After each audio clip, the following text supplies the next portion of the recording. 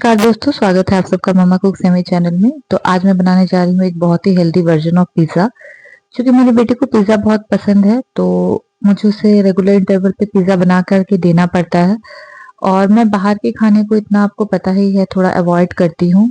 कभी-कभार तो हो जाता है, बट मैं बहुत अवॉइड करने की कोशिश करती हूँ और जो भी उसे पसंद है ना, मैं कोशिश करती हूँ कि घर पे ही बना करके दिया जाए। तो यहाँ मैंने पिज़्ज़ा को एक हेल्दी वर्ज़न देने के लिए आटे का यूज़ किया है, मैंने मैदे का यूज़ नहीं किया है। और मैंने ईस्ट डालकर ही फर्मेंट करके रखा हुआ था ईस्ट को। तो उसे एक्टिवेट कराया था हल्के गर्म पानी में और थोड़ा-सा शक्कर, चुटकी भर शक्कर दे करके उसे गुनगुने पानी में मैंने 10 से 15 मिनट के लिए छोड़ा था। जब पूरा ईस्ट फूल गया तो उसी से मैं पूरा गूँथ रही हूँ, थोड़ा-सा 1 कप के करीब था। और उसके बाद मैं फिर मतलब पानी का मैंने यूज़ किया है। तो ओवरऑल आप इसको और हेल्दी बनाना चाहते तो ठंडे दूध का भी यूज़ कर सकते हैं। तो मैं तो बस ऐसा ऑप्शन देखती रहती हूँ कि कुछ हेल्दी मतलब कितना हेल्दी हो सके। जैसे मैं घी से अगर मतलब घी निकालती हूँ तो उसका जो बटर मिल्क निकलता है ना, तो उसे कोई इस तरह से पीना नहीं चाहता है। तो अगर बटर मिल्क को नहीं पी रहा है तो उसको मैं क्या करती हूँ, आटे के साथ गूँथ देती हूँ। तो आई एम श्योर आप लोग भी ऐसा कुछ ना कुछ तो ज़रूर करते होंगे। तो देखिए आटा हमारा लग गया है। अब इसे 15 से 20 मिनट रेस्ट करने देंगे ताकि ये जो क्या है ये पूरा फूल जाए अपना अच्छे से। तो जितना आप इसको टाइम देंगे ना रेस्ट करने का उतना ही अच्छा बनेगा। और ट्रस्ट कीजिए मतलब मैंने बनाया है इसलिए नहीं, लेकिन हाँ मतलब आप कह सकते हैं मैदे और आटे का फ़र्क तो थोड़ा पड़ता है, पर आप इसमें अगर टॉपिंग्स बहुत अच्छी यूज़ करेंगे ना, बहुत ज़्यादा टॉपिंग्स हर चीज़ का यूज़ करेंगे, तो बच्चे ये पहचान ही नहीं पाएँगे कि आप ये पिज़्ज़ा आपने मैदे के डो का नहीं बनाया है, आपने आटा यूज़ किया है। और मेरे पास यहाँ पर जितनी सब्जियाँ पड़ी हुई थी जैसे प्याज है, 3 तरह के कैप्सिकम्स है मेरे पास। तो ये मैंने ऑर्डर ही किया था एक्चुअली। यहाँ पर हमारे मतलब लोकल मार्केट में कैप्सिकम मतलब ग्रीन वाला ही मिलता है। येलो और रेड कलर वाला नहीं मिलता है, वो बहुत दूर मिलता है, तो हमें ब्लिंकिट से ऑर्डर करना पड़ता है। तो ऑर्डर ही किया था पिज़्ज़ा बनाने के लिए और थोड़ा-सा बेबी कॉर्न भी ऑर्डर कर रखा था। तो ये सबको बिल्कुल हल्के-हल्के ये पे काट के मैंने क्या किया कि इसको बिल्कुल सौटे कर लिया है थोड़ा-सा। आप चाहें तो इसमें कॉर्न भी डाल सकते हैं। तो ये आपके अपने मतलब चॉइस पे डिपेंड करता है कि आपको कौन-कौन सी टॉपिंग यूज़ करनी है। तो मेरे पास जो भी पड़ा हुआ था, जो भी अवेलेबल था, मैंने वही यूज़ किया। तो इतने टाइम से वीडियो जो नहीं आ रही है इसका मतलब रीज़न ये है कि मैं जिस फ़ोन से शूट करती हूँ ना, तो वो सडनली ख़राब हो गया। तो मैंने 2-3 जगह दिखाया उसको, बट पता नहीं चल पा रहा था कि क्या प्रॉब्लम है। और बिल्कुल एट अ टाइम तो अभी नया फ़ोन खरीदना पॉसिबल भी नहीं था। तो मैंने कहा कि चलो फिर इसे ही बनवाते हैं। तो बनवाने में थोड़ा ज़्यादा टाइम लग गया क्योंकि प्रॉब्लम जो है ना समझ ही नहीं आ रही थी, बट फिर थैंकफुली वो बन गया। अ, तो अब सब ठीक है। अब मैं वीडियो शूट करने के लिए कंटिन्यूअसली कोशिश करूँगी, लेकिन इसका क्या हुआ था कि सीपीयू खराब हो गया था फ़ोन का जो, तो इसीलिए प्रॉब्लम हो रही थी, बट अब मुझे थोड़ा-सा सँभल के यूज़ करना पड़ेगा इस फ़ोन को। तो थोड़ा-सा हल्का नमक डाल के सौटे कर लिया है और पेपर भी डाल दिया था मैंने, थोड़ा-सा बिल्कुल पेपर पाउडर डाला है, क्योंकि बच्चे ना बिल्कुल भी तीखा नहीं खाना पसंद करते हैं। मेरा बच्चा तो तीखा बिल्कुल भी नहीं खा पाता है।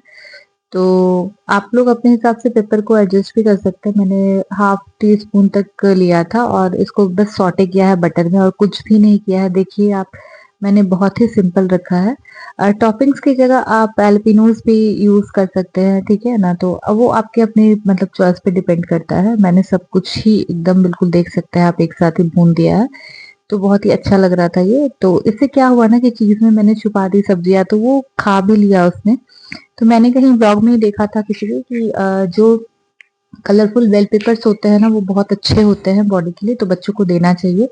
तो वीक में कोशिश करें कि 2 से 3 बार देने के लिए। तो मैं भी वही कर रही थी, तो बट ऐसे वो तो खाएगा नहीं। तो मैंने उसका मतलब फ़ेवरेट आइटम में ही बिल्कुल चीज़ से सब सारी सब्जियों को ना ढक दिया था। तो उसने फिर खा लिया और ये बस ठंडा हो जाएगा तो उसके बाद ये थोड़ा-सा मैंने पिज़्ज़ा सीज़निंग डाल दी है। और आपको शायद याद होगा मैं एक पिज़्ज़ा पास्ता मिक्स था जो मैं लगभग हर चीज़ पे यूज़ कर रही थी। वो मुझे अब मिल भी नहीं रहा कि मैं खोज तो बहुत रही थी बट मुझे मिल नहीं रहा है। और आप थोड़ा-सा और अगर तीखा करना चाहते हैं तो आप इसमें चिली फ्लेक्स भी ऐड कर सकते हैं, बट मैंने नहीं किया। एज यू नो कि मैं बच्चों के लिए बनाती हूँ, तो मुझे थोड़ा उसी बात का ध्यान रखना पड़ता है।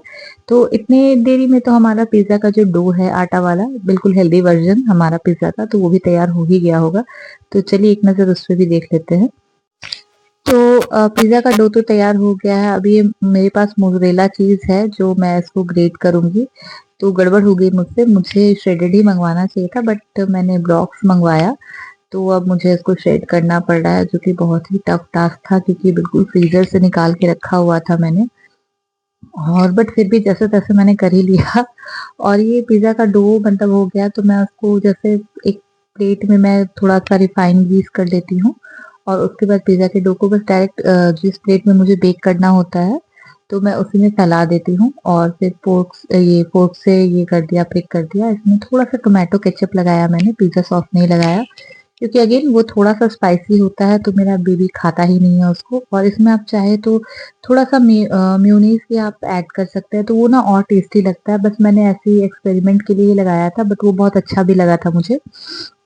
तो ये दूसरे पिज़्ज़ा पे मैंने डाला था, ये इसके लिए मतलब जो मैंने शूट किया था, ये शूट करते-करते मेरा मोबाइल जो है ना, उसके नेक्स्ट डे ही खराब हो गया। मैं एडिट करने बैठी और वो खराब हो गया। बट बाय गॉड की वीडियो बच गई थी, तो मैंने बहुत मन से बनाया था, तो इसलिए मुझे लग रहा था कि वीडियोज़ जो है वो मतलब नहीं ये होनी चाहिए। तो यहाँ मैंने सब्जियों को सबसे पहले रखा, और उसके बाद मैं ना चीज़ की जो लेयरिंग से है ना, पूरा ढक दूँगी उसको, और उसे सब्ज़ी दिखेगी ही नहीं।